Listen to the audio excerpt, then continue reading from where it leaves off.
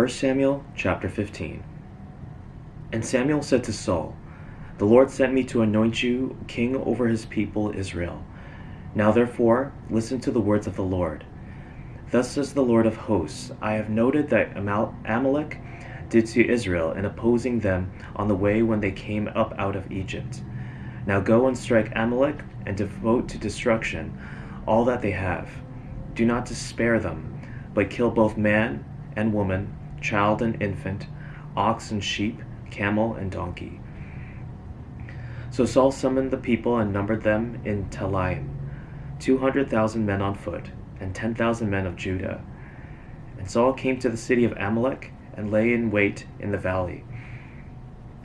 Then Saul said to the Kenites, "Go, depart, go down from among the Amalekites, lest I destroy you with them. For you showed kindness to all the people of Israel when they came up out of Egypt." So the Kenites departed from among the Amalekites. And Saul defeated the Amalekites from Havilah as far as Shur, which is east of Egypt. And he took Agag, the king of the Amalekites, alive, and devoted to destruction all the people with the edge of the sword. But Saul and the people spared Agag and the best of the sheep, and of the oxen, and of the fattened calves, and the lambs, and all that was good, and would not utterly destroy them. All that was despised and worthless they devoted to destruction. The word of the Lord came to Samuel, "I regret that I have made Saul king, for he has turned back from following me, and has not performed my commandments." And Samuel was angry, and he cried to the Lord all night. And Samuel rose early to meet Saul in the morning. And it was told Samuel, Saul came to Carmel, and behold, he set up a monument for himself, and turned and passed on, and went down to Gilgal. And Samuel came to Saul, and Saul said to him, "Blessed be you to the Lord. I have performed the commandment of the Lord." And Samuel said, "What then is this bleating of the sheep in my ears, and the lowing of the oxen that I hear?"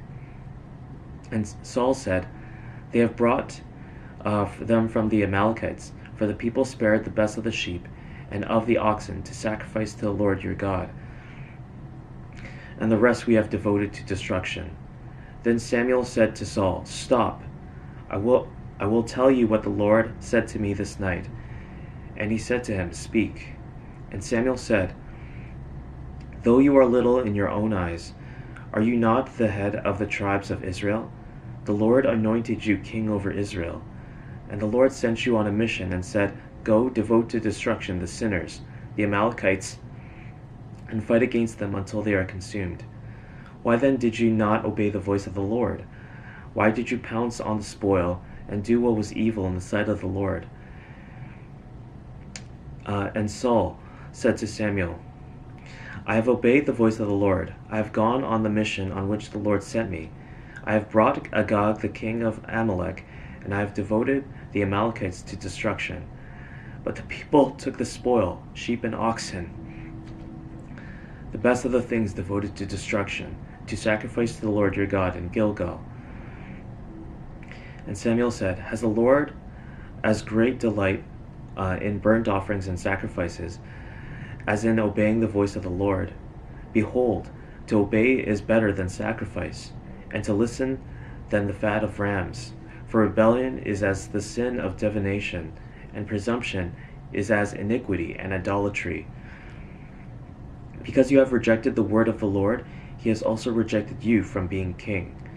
Saul said to Samuel, "I have sinned, for I have transgressed the commandment of the Lord and your words, because I feared the people and obeyed their voice. Now therefore, please pardon my sin and return with me, that I may bow before the Lord." And Samuel said to Saul, "I will not return with you, for you have rejected the word of the Lord, and the Lord has rejected you from being king over Israel."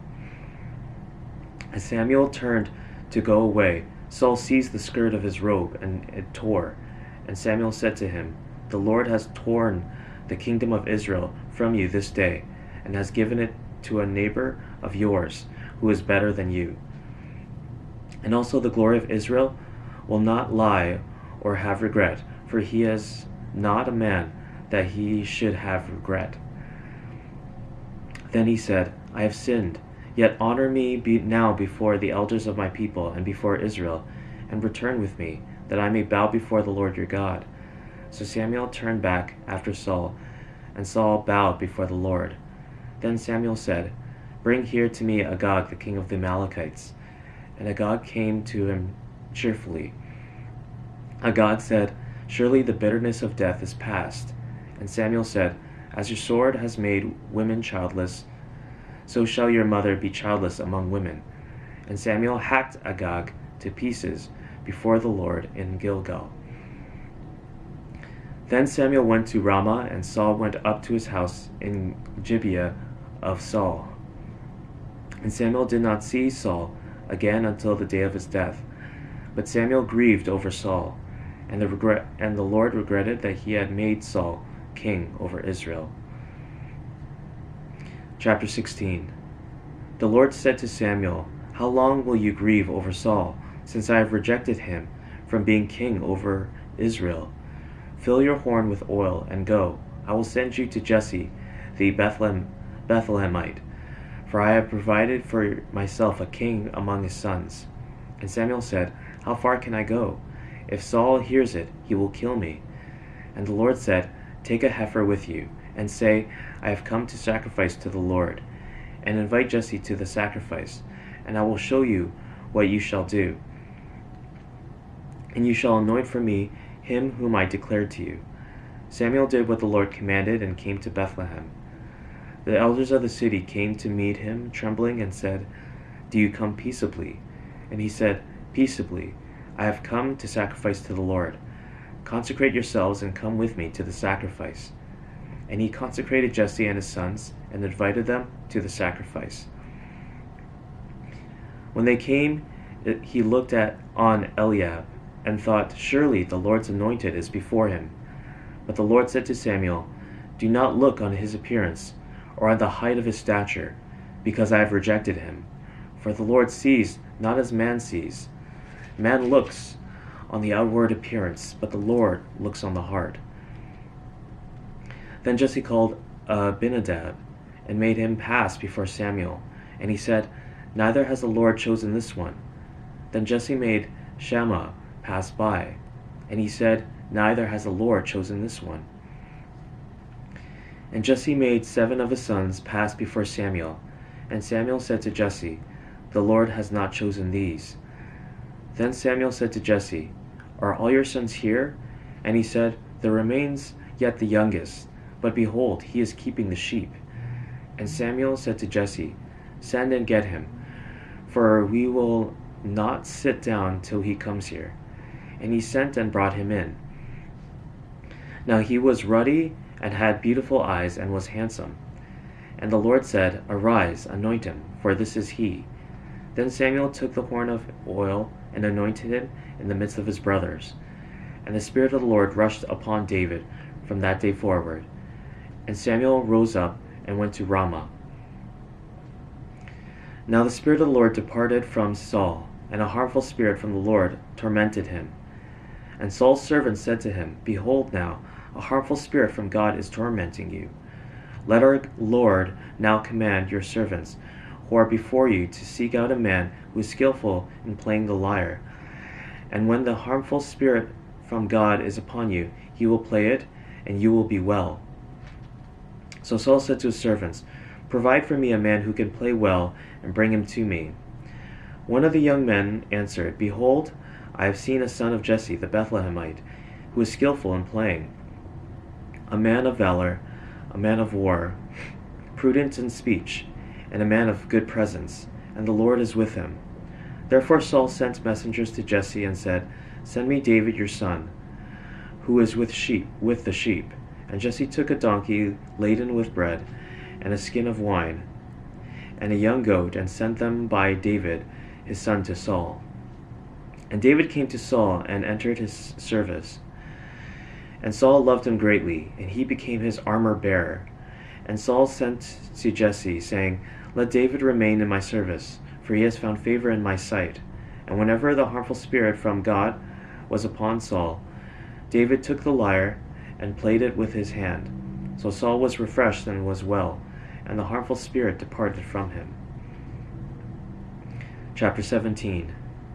Now the Philistines gathered their armies for battle, and they were gathered at Socoh, which belongs to Judah, and encamped between Socoh and Azekah in Ephes Dammim. And Saul and the men of Israel were gathered, and encamped in the valley of Elah, and drew up in line of battle against the Philistines. And the Philistines stood on the mountain on the one side, and Israel stood on the mountain on the other side, with a valley between them. And there came up from the camp of the Philistines a champion named Goliath of Gath, whose height was 6 cubits and a span. He had a helmet of bronze on his head, and he was armed with a coat of mail, and the weight of the coat was 5,000 shekels of bronze. And he had bronze armor on his legs, and a javelin of bronze slung between his shoulders. The shaft of his spear was like a weaver's beam, and his spear's head weighed 600 shekels of iron, and his shield-bearer went before him. He stood and shouted to the ranks of Israel, "Why have you come out to draw up for battle? Am I not a Philistine, and are you not servants of Saul? Choose a man for yourselves, and let him come down to me. If he is able to fight with me and kill me, then we will be your servants. But if I prevail against him and kill him, then you shall be our servants and serve us." And the Philistine said, "I defy the ranks of Israel this day. Give me a man, that we may fight together." Then Saul and all Israel heard these words of the Philistine. They were dismayed and greatly afraid. Now David was the son of an Ephrathite of Bethlehem in Judah, named Jesse, who had 8 sons. In the days of Saul, the man was already old and advanced in years. The 3 eldest sons of Jesse had followed Saul to the battle, and the names of his 3 sons who went to the battle were Eliab the firstborn, and next to him Abinadab, and third Shammah. David was the youngest. The 3 eldest followed Saul, but David went back and forth from Saul to feed his father's sheep at Bethlehem. For 40 days the Philistine came forward and took his stand morning and evening. And Jesse said to David his son, "Take for your brothers an ephah of this parched grain, and these 10 loaves, and carry them quickly to the camp to your brothers. Also take these 10 cheeses to the commander of their 1,000. See if your brothers are well, and bring some token from them." Now Saul and they and all the men of Israel were in the valley of Elah, fighting with the Philistines. And David rose early in the morning and left the sheep with the keeper, and took the provisions and went, as Jesse had commanded him. And he came to the encampment as the host was going out to the battle line, shouting the war cry. And Israel and the Philistines drew up for battle, army against army. And David left the things in charge of the keeper of the baggage, and ran to the ranks, and went and greeted his brothers. As he talked with them, behold, the champion, the Philistine of Gath, Goliath by name, came up out of the ranks of the Philistines, and spoke the same words as before, and David heard him. All the men of Israel, when they saw the man, fled from him, and were much afraid. And the men of Israel said, "Have you seen this man who has come up? Surely he has come up to defy Israel. And the king will enrich the man who kills him with great riches, and will give him his daughter, and make his father's house free in Israel." And David said to the men who stood by him, "What shall be done for the man who kills this Philistine, and takes away the reproach from Israel? For who is this uncircumcised Philistine, that he should defy the armies of the living God?" And the people answered him in the same way, "So shall it be done to the man who kills him." Now Eliab his eldest brother heard when he spoke to the men, and Eliab's anger was kindled against David. And he said, "Why have you come down? And with whom have you left those few sheep in the wilderness? I know your presumption and the evil of your heart, for you have come down to see the battle." And David said, "What have I done now? Was it not but a word?" And he turned away from him toward another, and spoke in the same way. And the people answered him again as before. When the words that David spoke were heard, they repeated them before Saul, and he sent for him. And David said to Saul, "Let no man's heart fail because of him. Your servant will go and fight with this Philistine." And Saul said to David, "You are not able to go against this Philistine to fight with him, for you are but a youth, and he has been a man of war from his youth." But David said to Saul, "Your servant used to keep sheep for his father, and when there came a lion or a bear and took a lamb from the flock, I went after him and struck him and delivered it out of his mouth. And if he rose against me, I caught him by his beard and struck him and killed him. Your servant has struck down both lions and bears, and this uncircumcised Philistine shall be like one of them, for he has defied the armies of the living God." And David said, "The Lord who delivered me from the paw of the lion and from the paw of the bear will deliver me from the hand of this Philistine." And Saul said to David, "Go, and the Lord be with you." Then Saul clothed David with his armor. He put a helmet of bronze on his head, and clothed him with a coat of mail. And David strapped his sword over his armor, and he tried in vain to go, for he had not tested them. Then David said to Saul, "I cannot go with these, for I have not tested them." So David put them off. Then he took his staff in his hand, and chose 5 smooth stones from the brook, and put them in his shepherd's pouch. His sling was in his hand, and he approached the Philistine. And the Philistine moved forward and came near to David, with his shield-bearer in front of him. And when the Philistine looked and saw David, he disdained him, for he was but a youth, ruddy and handsome in appearance. And the Philistine said to David, "Am I a dog, that you come to me with sticks?" And the Philistine cursed David by his gods. The Philistine said to David, "Come to me, and I will give your flesh to the birds of the air and to the beasts of the field." Then David said to the Philistine, "You come to me with a sword and with a spear and with a javelin, but I come to you in the name of the Lord of hosts, the God of the armies of Israel, whom you have defied. This day the Lord will deliver you into my hand, and I will strike you down and cut off your head. And I will give the dead bodies of the host of the Philistines this day to the birds of the air and to the wild beasts of the earth, that all the earth may know that there is a God in Israel, and that all this assembly may know that the Lord saves not with sword and spear. For the battle is the Lord's, and he will give you into our hand." When the Philistine arose and came and drew near to meet David, David ran quickly toward the battle line to meet the Philistine. And David put his hand in his bag and took out a stone and slung it and struck the Philistine on his forehead. The stone sank into his forehead, and he fell on his face to the ground. So David prevailed over the Philistine with a sling and with a stone, and struck the Philistine and killed him. There was no sword in the hand of David. Then David ran and stood over the Philistine, and took his sword, and drew it out of its sheath, and killed him, and cut off his head with it. Then the Philistines saw that their champion was dead, and they fled. And the men of Israel and Judah rose with a shout, and pursued the Philistines as far as Gath and the gates of Ekron, so that the wounded Philistines fell on the way from Shaharaim as far as Gath and Ekron. And the people of Israel came back from chasing the Philistines, and they plundered their camp. And David took the head of the Philistine and brought it to Jerusalem, but he put his armor in his tent.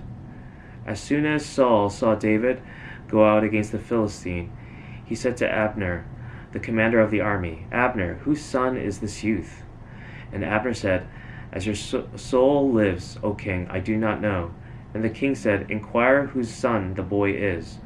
And as soon as David returned from striking down of the Philistine, Abner took him and brought him before Saul, with the head of the Philistine in his hand. And Saul said to him, "Whose son are you, young man?" And David answered, "I am the son of your servant Jesse, the Bethlehemite." Chapter 18. As soon as he finished speaking to Saul, the soul of Jonathan was knit to the soul of David, and Jonathan loved him as his own soul. And Saul took him that day, and would not let him return to his father's house. Then Jonathan made a covenant with David, because he loved him as his own soul. And Jonathan stripped himself of the robe that was on him, and gave it to David, and his armor, and even his sword, and his bow, and his belt. And David went out, and was successful wherever Saul sent him, so that Saul set him over the men of war. And this was good in the sight of all the people, and also in the sight of Saul's servants. As they were coming home, when David returned from striking down the Philistine, the women came out of all the cities of Israel, singing and dancing, to meet King Saul with tambourines, with songs of joy, and with musical instruments. And the women sang to one another as they celebrated, "Saul has struck down his thousands, and David his 10,000s." And Saul was very angry, and this saying displeased him. He said, "They have ascribed to David 10,000s, and to me they have ascribed thousands, and what more can he have but the kingdom?" And Saul eyed David from that day on. The next day a harmful spirit from God rushed upon Saul, and he raved within his house while David was playing the lyre, as he did day by day. Saul had a spear in his hand, and Saul hurled the spear, for he thought, "I will pin David to the wall." But David evaded him twice. Saul was afraid of David, because the Lord was with him, but he had departed from Saul. So Saul removed him from his presence, and made him a commander of 1,000. And he went out and came in before the people. And David had success in all his undertakings, for the Lord was with him. And when Saul saw that he had a great success, he stood in fearful awe of him. But all Israel and Judah loved David, for he went out and came in before them. Then Saul said to David, "Here is my elder daughter, Merab. I will give her to you for a wife. Only be valiant for me, and fight the Lord's battles." For Saul thought, "Let not my hand be against him, but let the hand of the Philistines be against him." And David said to Saul, "Who am I, and who are my relatives, my father's clan in Israel, that I should be son-in-law to the king?" But at the time when Merab, Saul's daughter, should have been given to David, she was given to Adriel the Meholathite for a wife. Now Saul's daughter Michal loved David, and they told Saul, and the thing pleased him. Saul thought, "Let me give her to him, that she may be a snare for him, and that the hand of the Philistines may be against him." Therefore Saul said to David a second time, "You shall now be my son-in-law." And Saul commanded his servants, "Speak to David in private, and say, 'Behold, the king has a delight in you, and all his servants love you. Now then, become the king's son-in-law.'" And Saul's servants spoke those words in the ears of David. And David said, "Does it seem to you a little thing to become the king's son-in-law, since I am a poor man and have no reputation?" And the servants of Saul told him, "Thus and so did David speak." Then Saul said, "Thus shall you say to David, 'The king desires no bride